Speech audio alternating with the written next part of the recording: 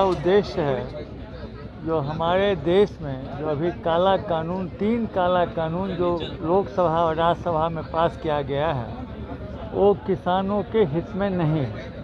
वो किसानों को प्रताड़ित करने का एक सुनियोजित साजिश है। हमारे अन्नदाता जो कि आज जिस ज़मीन के मालिक हैं कल उसमें रैयत की स्थिति हो जाएगी। हमारे देश दिल्ली में लोगों ने 100 दिन से अपना आंदोलन चालू रखा है।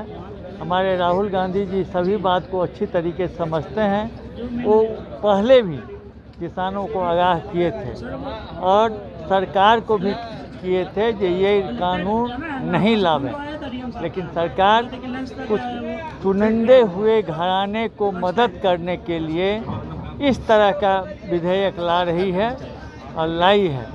किसानों के बातों को जू तक नहीं रेंग रहा है उनके कानों में। तो हम लोग किसानों के साथ हैं। हम सेकेंड चरण का यात्रा भक्ति चरण दास जी के नेतृत्व में आज 7वां जिला है। हम लोग 40 जिला में घूम करके लोगों को बताने का काम करते हैं, उनके समस्याओं को सुनते हैं, किसानों से मिलते हैं और जब तक ये काला कानून वापस नहीं होगा और किसान अपने हक के लिए अपना आंदोलन जारी रखेंगे, हमारी पार्टी राहुल गांधी जी के नेतृत्व में, भक्ति चरण दास जी के नेतृत्व में उनके साथ कदम से कदम मिला करके खड़ी रहेगी। हम किसानों के साथ जो अन्याय हो रहा है उसके साथ है और आखिर तक हम साथ देंगे। लगभग 100 दिन से हमारे लाखों किसान दिल्ली के बॉर्डरों में जमा है, लेकिन आदरणीय प्रधानमंत्री जी को 5 मिनट उनसे मिलने का मौका नहीं मिला है। और जब भी उनके बारे में कहा जाता है कि उनको या तो देश विरोधी करार दिया जाता है या खालिस्तानी कहा जाता है, जिसकी हम लोग निंदा करते हैं और हम लोग का सिंपल सा मांग है कि ये कानून को आप वापस। निश्चित रूप में जिस तरह से भारतीय जनता पार्टी ने ये काला कानून लाया है किसानों के विरोध में, देश में एक नई प्रथा चली है कि किसानों और नौजवानों, देश के जवानों के बीच संघर्ष चल रहा है। आप देख रहे हैं कि किसान सत्याग्रह यात्रा का यह दूसरा चरण है। हमारे सूबे बिहार के सम्मानित प्रभारी आदरणीय भक्ति चरण दास जी हमारे साथ हैं और काफ़ी हमें सफलता मिल रही है। और आप जानते हैं कि ये भी देश हमारा जो है कृषि प्रधान देश है। बिहार में भी काफ़ी किसान यहाँ हैं जो प्रताड़ित हैं और ये जो 3 काला कानून है उसमें जिस तरह का प्रावधान किया है जमाखोरी का, 1955 में पंडित जी ने, जवाहरलाल नेहरू जी ने कानून बनाया था कि जमाखोरी खत्म हो। दूसरा जो आप देख रहे हैं जो इस कानून में प्रावधान है कि एमएसपी मिलेगा कि नहीं मिलेगा वो कहीं अंकित नहीं है।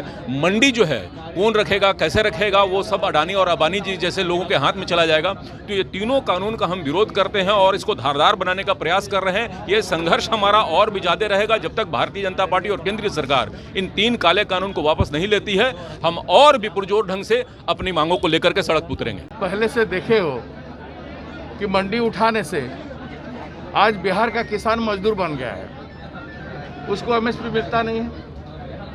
1900-1100 से ज़्यादा धान पे मिलता नहीं। मंडी उठ जाने से आपका मकई, कपास और शुगर केन आदि का कीमत मिलता नहीं है। किसान को पिछले 4 साल से बिहार में गन्ना पर उसका दाम बढ़ा नहीं है, जैसा का तैसा है।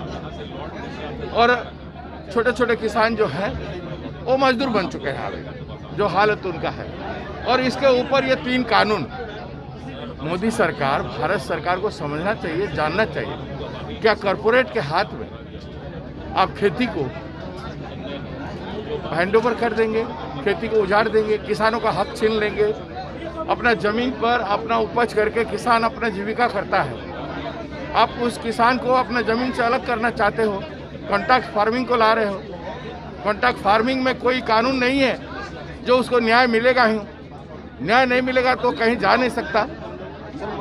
हमें मंडी तो उठ रहा है, एमएसपी तो उठ रहा है, इंश्योरेंस मिलेगा नहीं।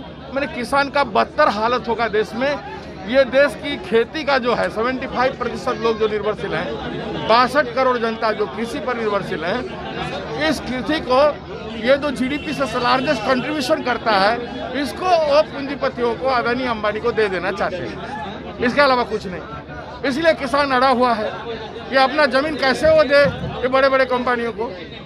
तो इसलिए किसान की बात को मान लेना चाहिए और 3 कानून, काला कानून को रद्द करना चाहिए, वापस लेना चाहिए। नहीं होगा तब तक आंदोलन बिहार में भी व्यापक होगा। आने वाले दिनों में लाखों की संख्या में जेल भरो का कार्यक्रम होगा।